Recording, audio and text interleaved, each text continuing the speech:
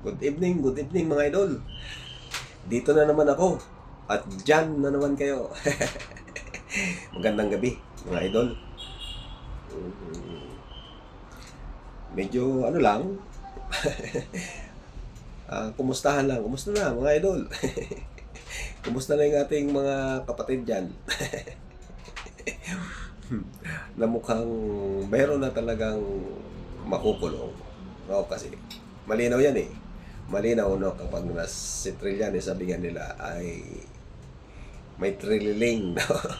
Wala na raw sa katinuan si Trililing at saka sundalong kanin. No, pero wala na nga silang magawa. Wala nga magawa ang 150 million, no? Kada buwan ng kanilang abogado. Wala nang magawa. No, ayan pa kaya, no? At talagang may matibay na ebidensya si Trililing na sinasabi nila at sundalong kanin na sinasabi nila dati pa. Sigurado na yan. Sigurado na yan, no? Kaya nga ang magandang balita ngayon ay yan na, no? Ay talagang magkakaroon na, magkakaalaman na ngayong 26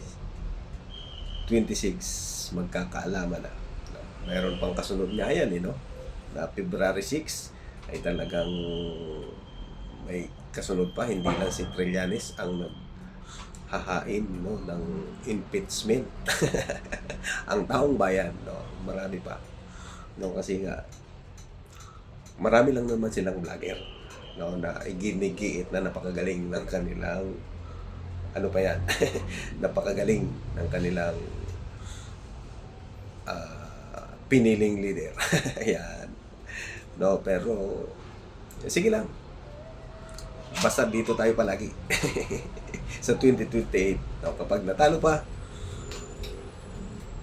ang tunay na lingkod, wala na talagang kapag-apag-asa ang Pilipinas. Wala na. Talagang hindi na maganda. Hindi na talaga maganda. Kasi hindi na nga maganda yung ngayon, panahon ngayon, kapag ganun pa rin ang pinili ng sambayanan ay nasa sambayanan na yan, no? Wala tayong magawa. No? At yan naman ay pababayaan na lamang, no, ng Espiritu Santo. Diba? No, kahit na si Kristo pa noon, hinayaan ng Ama na ipako siya sa krus. Napakayin. Diba? No, pero yun nga, ang hamon sa atin ngayon, sa akin, no, ay magpapatuloy pa rin sa katotohanan. Matalo man, magpapatuloy pa rin sa katotohanan. No, kasi nasa katotohanan tayo at hindi tayo sa panig ng kasinungalingan. Bye-bye.